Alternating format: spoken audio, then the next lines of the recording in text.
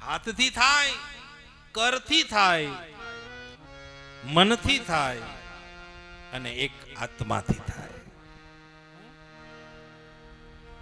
પહેલા તો મન સ્થિર થશે ત્યારે આત્મા સ્થિર થશે. પહેલા તો આપણું મન સ્થિર નથી. મન આમ કેવું છે, બેઠા હોય તો ક્યાંય રાજકોટ આટો મારી આવે, અમદાવાદ જઈ આવે, બધે આટો, મન ફરે, મન સ્થિર. મનને સ્થિર કરવા માટે એક જ વસ્તુ છે, સતત ચિંતન. ચિંતન હશે ચાલુ એટલે મન છે ને તમારું એમાં સ્થિર થશે. કોઈ પણ નું પછી હોય, ઠાકોરજીનું હોય, ભાગવતજીનું હોય, ગીતાજીનું હોય, કોઈ પણ નું ચિંતન સતત ચાલુ હશે એટલે મન ત્યાં તમારું ડાયવર્ટ થઈ જશે, સ્થિર થશે. જ્યારે તમે ફ્રી થયા એટલે મન ચલાયમાન થઈ. એને ક્યારેય પણ ફ્રી ન રાખવું, સતત ચિંતનમય. અને જ્યાં ચિંતન ચાલુ થશે ત્યાં ચિંતાઓ બધી, ચિંતન ચાલુ, ચિંતા બધી. જ્યાં ચિંતા હશે ત્યાં ચિંતન પાછું નહીં હોય. चिंता चिंता सबको खा गई, फिकर सबका पीर, फिकर की जो फाकी करे उसका नाम.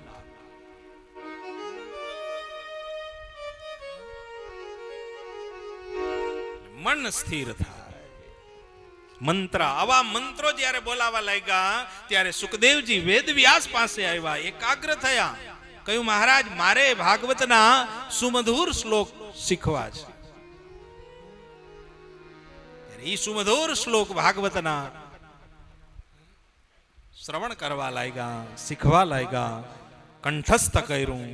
ઈ સુખદેવજીએ શ્રીમદ ભાગવત પરીક્ષિત રાજાને. પરીક્ષિત કોણ છે? એ કોણ? એ પાંડવ કુળના વંશજ છે, અભિમન્યુના પુત્ર છે. અને ઈ પરીક્ષિત રાજાને આપણે બધા જાણીએ છીએ કે એને શ્રાપ લાગ્યો. તક્ષક નાગ કરડશે, 7મા દિવસે મૃત્યુ થશે, આવો ઋષિનો એને શ્રાપ લાગેલો.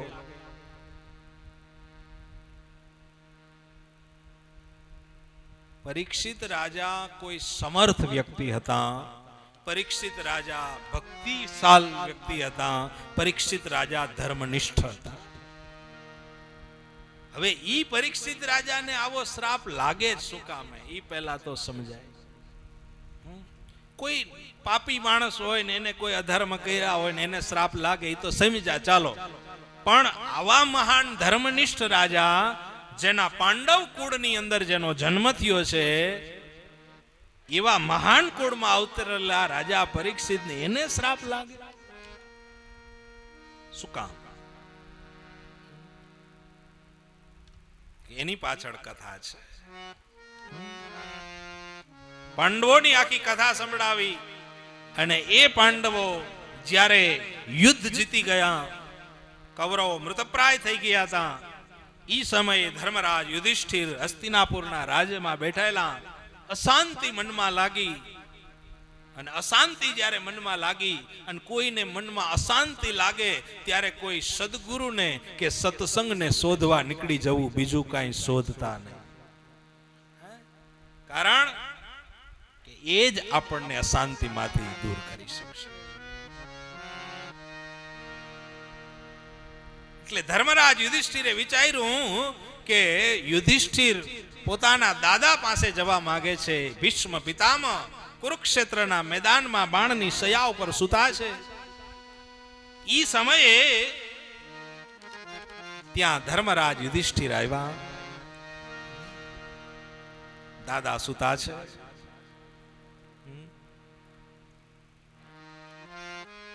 બોર બોર જેવડા આંસુ ભીષ્મની આંખમાંથી. સામેથી ધર્મરાજ યુધિષ્ઠિરના પોતાના સંતાનોને જોયા. ભગવાન કૃષ્ણ પણ ત્યાં પધાર્યા, દ્વારકાધીશ. દાદાને પૂછ્યું, દાદા બહુ બાણની સયા ઉપર સુતા, હવે દેહનો ત્યાગ કરો. કારણ કે પોતે મનથી ધારે તો જ દેહનો ત્યાગ થાય. આવા તો ભીષ્મ પિતામહ હતા. યમના દૂતો એને કાંઈ ન કરી શકે. ભીષ્મએ કહ્યું કે પ્રભુ મારી ઈચ્છા છે, મારે દેહનો ત્યાગ કરવો છે, મારે હવે પીડા સહન નથી થતી, પણ મારા મનમાં પ્રશ્ન મૂંઝવે છે, એનો જવાબ તમે આપશો? હા દાદા. શું મૂંઝવે છે? ત્યારે ભીષ્મએ કહ્યું કે મેં મારી જિંદગીમાં કોઈ દિવસ પાપ નથી કર્યું, મેં મારી જિંદગીમાં કોઈ દિવસ અધર્મ નથી કર્યો, છતાંય મારે બાણની સયા ઉપર શું કામ સૂવું? આ પ્રશ્ન મારા મનમાં છે અને આ પ્રશ્નનું સમાધાન તમારા સિવાય કોઈ નહીં કરી શકે.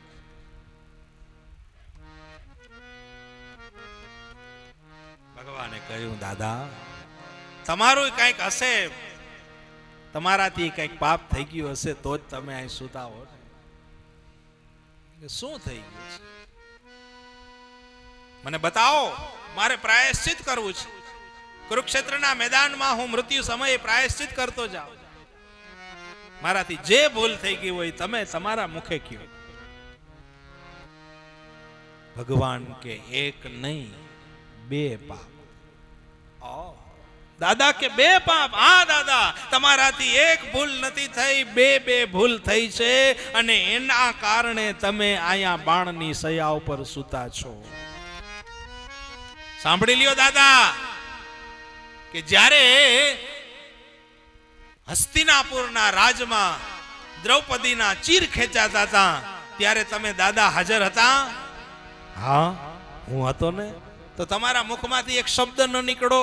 તમે દુર્યોધનને એમ કેમ ના કીધું કે આ ખોટું થાય છે, આ ભૂલ થાય છે, આ બંધ કરી દે? આવું તમારા મુખમાંથી એવો શબ્દ કેમ ન નીકળો? તમે ત્યાં ટગર જોઈ રાખ્યા. તમારા મોઢામાંથી એક શબ્દ ન નીકળે એનું કારણ ઈ છે કે ઈ સમયે તમારા પેટમાં દુર્યોધન દુષ્ટનું અન્ન હતું. ત્યાં સુધી તાકાત નથી તમારો એક શબ્દ મોઢામાંથી સારો નીકળે. અને આજે તમે જે બોલી રહ્યા છો નહીં તો તમારી માં ગંગાનું ધાવણ બોલી. આજે મારે પ્રાયશ્ચિત કરવું છે, મારે ધર્મનિષ્ઠ થવું છે, મારે આ દેહોત્સર્ગ કરવો છે, આવા શબ્દો પણ નીકળે છે ત્યારે સમજો કે આ તમારી માં ગંગાનું ધાવણ.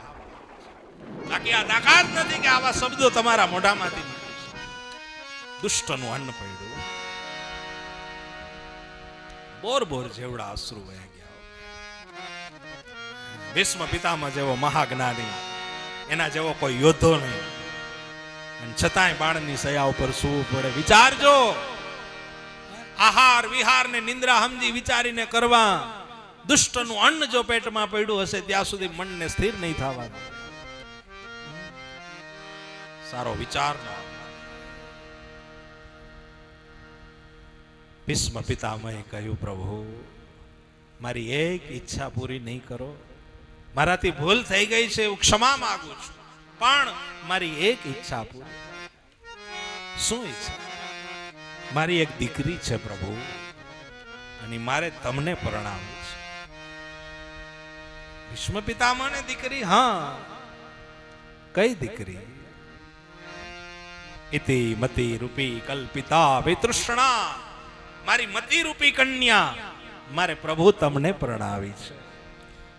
ઇતિમતિ રૂપ કલ્પિતા વિતૃષ્ણા ભગવતી શાશ્વત પુંગવે વિભુમ્ની સ્વસુખમુપગતે ક્વચિદ વિહર્તુમ પ્રકૃતિમુપેયુષી યદ્ભવ પ્રવાહ ત્રિભુવન કમનમ તમાલવર્ણમ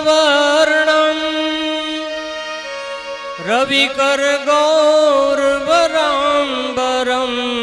દધાને ત્રિભુવન કમનમ તમાલવર્ણમ રવિ કર ગૌરવરાંબરમ દધાને ઇતિમતિ રૂપી કલ્પિતા વિતૃષ્ણા ભગવતી સાત્વત પુંગવે વિભુમ ભીષ્મ પિતામ મહાગુણ જ્ઞાની ભીષ્મ પિતામહ મહાગુણ જ્ઞાની ભીષ્મ પિતામ મહાગુણ જ્ઞાની ભીષ્મ પિતામહ મહાગુણ જ્ઞાની હૃદયથી વધે સાચી વેદવાણી હૃદયથી વેતી સાચી વેદવાણી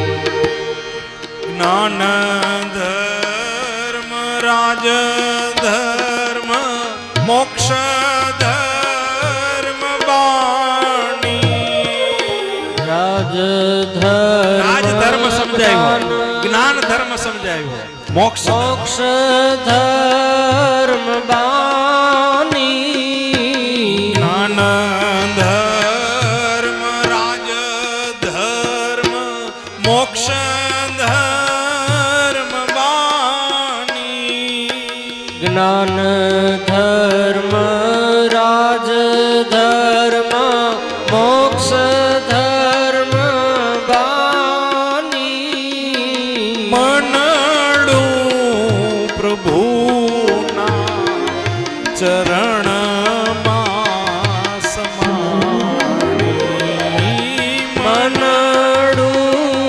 પ્રભુના ચરણોમાં સમાવી ભીષ્મ પિતામહ મહાગુણ જ્ઞાની ભીષ્મ પિતામહ મહાગુણ જ્ઞાની હૃદયથી સાચી વદે વેદ નિવાણી હૃદયથી સાચી વદે વેદ નિવાણી ભીષ્મ પિતામહ હૃદયથી વદે વેદ વાણી ભગવાને રાજધર્મ સમજાવ્યો, મોક્ષ ધર્મ સમજાવ્યો. અંતે મતિ રૂપી કન્યાને પોતાના શરણમાં લીધી. અને જ્યારે મતિ એમનેમ ભગવાનના શરણમાં જાય એવી નથી, મતિ સુમતિ બને ત્યારે પ્રભુના આપણી મતિનું સ્વરૂપ બદલવું પડે. મતિ સુમતિ બને એમનેમ તો આપણી મતિ જાય એવી જ નથી. ધક્કા મારો તો પાછી આવતી રહી. સુમતિ બને, સુમતિ સુરતા બને, અને સુરતા રાચે કોના? પ્રભુના શરણમાં. અંતે ભીષ્મનો મોક્ષ થયો. ભીષ્મ સ્તુતિ ગવાણી. બધા જ પાંડવોએ ભીષ્મના અગ્નિ સંસ્કાર કર્યા. ઉત્તરાના ઉદરથી પરીક્ષિત મહારાજનો જન્મ થયો. અને ઈ પરીક્ષિત રાજા જ્યારે યુવાન થયા, ભગવાને ભૂતલ ઉપરથી રજા લીધી ત્યારે પાંડવો હિમાલયની તરફ ગયા. પરીક્ષિત રાજાને રાજ્ય તિલક આપ્યો અને ઈ પરીક્ષિત રાજા જ્યારે હસ્તિનાપુરના રાજા બન્યા અને ઈ સમયે કલયુગનો જન્મ થતો હતો, આવિર્ભાવ થતો હતો. કલયુગ આવતો હતો, હજી શરૂઆત થતી હતી. કારણ કે કૃષ્ણ વિદાય લીધી એટલે તરત કલયુગની શરૂઆત થતી હતી અને પરીક્ષિતનું રાજ આવ્યું, બે ભેગું થયું. હવે જે સતયુગ જોયો હોય, જેણે દ્વાપર જોયા હોય, એને કલયુગ જોવાનો થાય તરત એટલે પરીક્ષિત રાજા મૂંઝાઈ ગયા. કારણ કે અધર્મ થવા લાગ્યો, ચારે બાજુ અસત્ય ફેલાવા લાગ્યું. આ જોઈને એક દિવસ કલયુગની સામે ગયા. પરીક્ષિત રાજાને કહ્યું કે તું મારા રાજમાં નહીં. કેમ? તો કે આ હસ્તિનાપુરનું રાજ છે.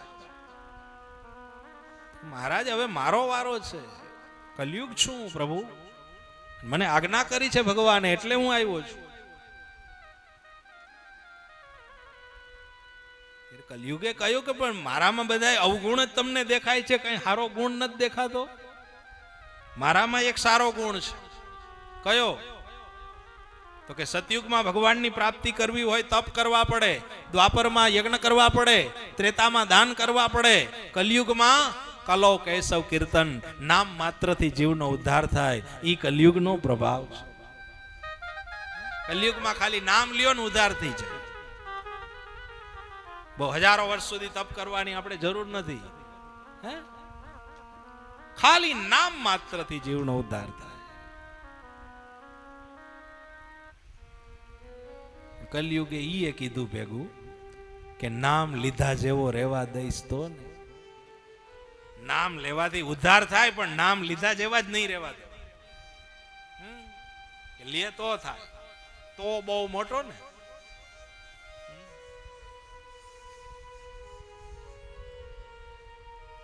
ભગવાનને કહ્યું કલયુગે કે પ્રભુ બધાયને હું સુખ આપીશ પણ ભોગવવા તો કોકને જ દઈશ.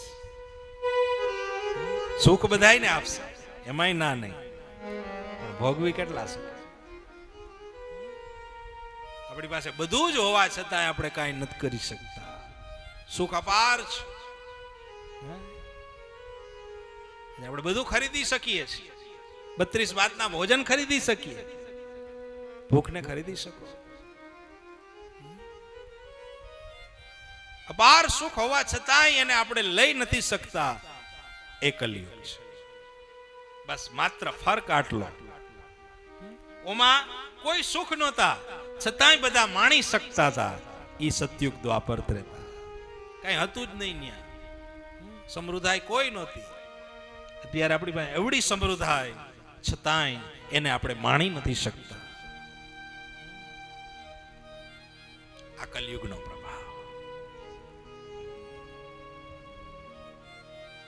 કલયુગનું આયુષ્ય 4,32,000 વર્ષ. એમાંથી 5,500 વર્ષ ગયા છે. એટલા બાકી છે. ઘેરે જઈને ગણ લેજો કેટલા છે. પ્રથમ ચરણે કલયુગે કલી પ્રથમ ચરણે, પહેલું ચરણ છે, પાયો છે. કલયુગની અસર કોને નહીં થાય? નામ લેશે એને, નામ વાળાને અસર નહીં થાય. જેની પાછળ પ્રભુનું સ્મરણ હશે, જેનામાં કીર્તન હશે, સત્સંગ હશે, ત્યાં કલયુગ આવી નહીં શકે. અહીં 3 કલાક બેસશો, અહીંયા કલયુગનો સ્પર્શ નહીં થાય. પણ અહીંથી જેવા બાયણે નીકળ્યા નથી, ચાલુ થયા નથી, તરત સ્પર્શે, ટચ કરે. રાહ જોઈને જ બેઠો છે. જેવા તમે આનાથી દૂર જાઓ, કલયુગ નજીક આવે છે. સત્સંગથી નજદીક રહેવું. કલયુગમાં માત્ર એક જ સહારો, આપણને બચાવનારું જો કોઈ તત્વ હોય તો આ એક જ છે. બાકી તો જેમ ખેતર અડગું હોય પછી એને ક્યાંય ઠારવા ન જવાય. એમાંથી જેટલા પૂરા બચે ને એટલા આપણા, બાકી તો બધાય ગયા.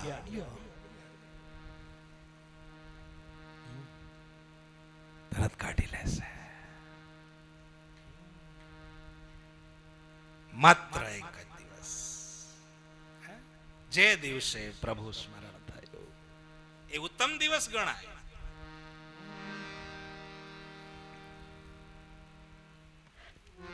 કહેવાનો મતલબ એ છે કે કલયુગની અંદર માત્ર એક જ આધાર, કેવલ નામ આધાર.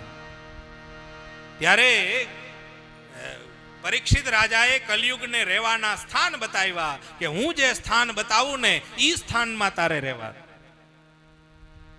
બાકી નહીં. એટલે 4 સ્થાન પહેલા બતાવ્યા.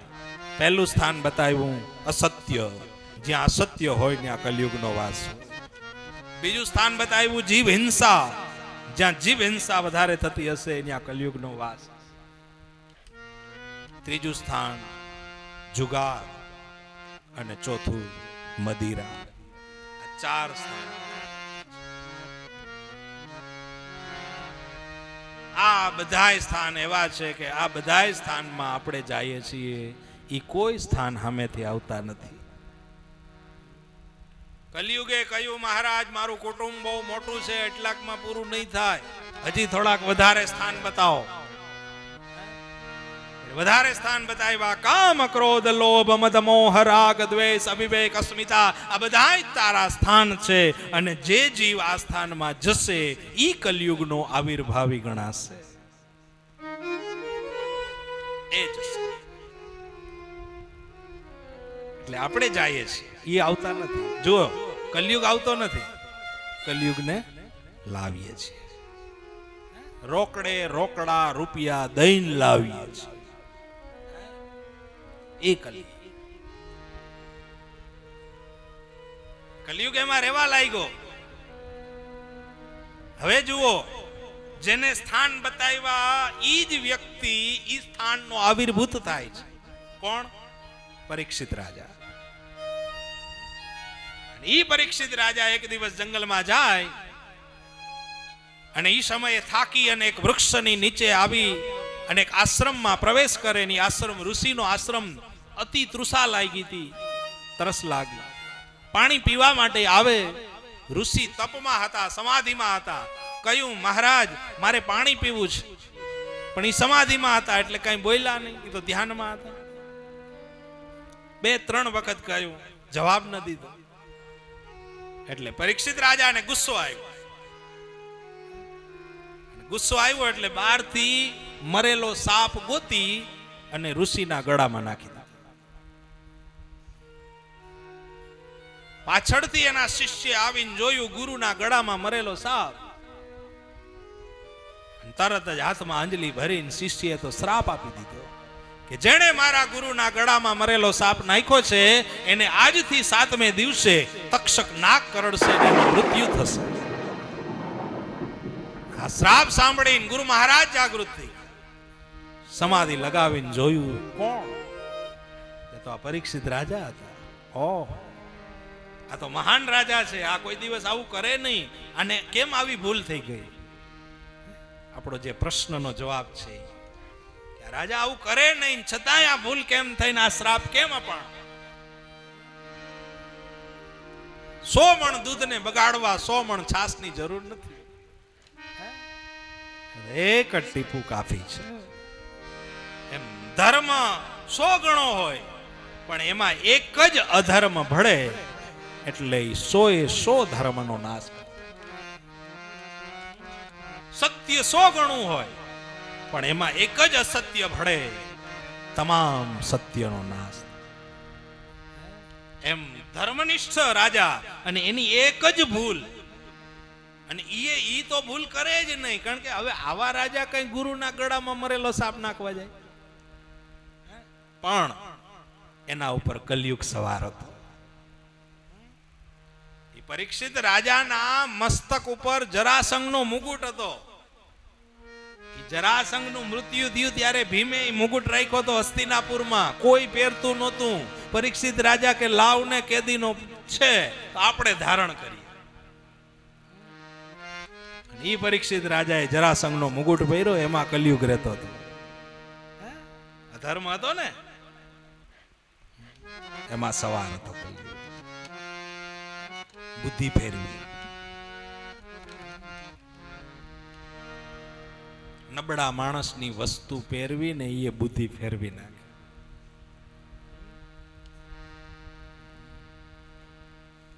આજે પરીક્ષિત રાજાને શ્રાપ લાગ્યો. પરીક્ષિત રાજાને જેદી અજ્ઞાન ઉપજાને ઋષિના ગળામાં નાખો સા.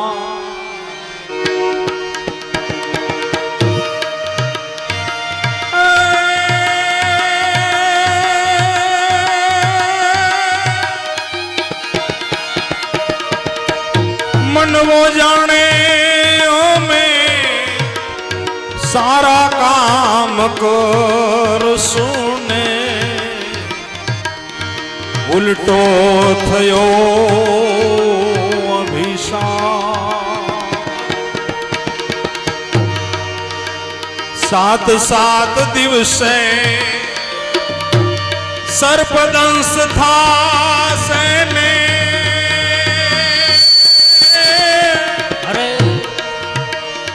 ઋષિ કેરા લાગ્યા યમને શ્રાપ.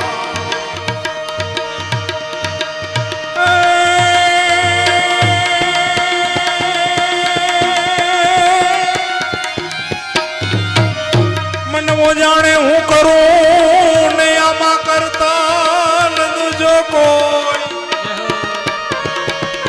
પણ આજ રાત તમારા યધવચ રહે.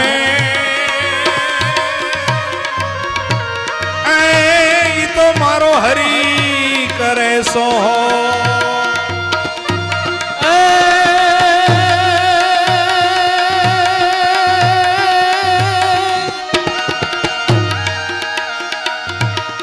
મનવો જાણે રે અમે સારા કામ કરશું રે ઉલટો થયો સંતાપ. પરીક્ષિત રાજાને દેદી અજ્ઞાન ઉપજા રે ઋષિ કેરા લાગ્યા એને શ્રાપ. ઋષિ કેરા લાગ્યા એને શ્રાપ.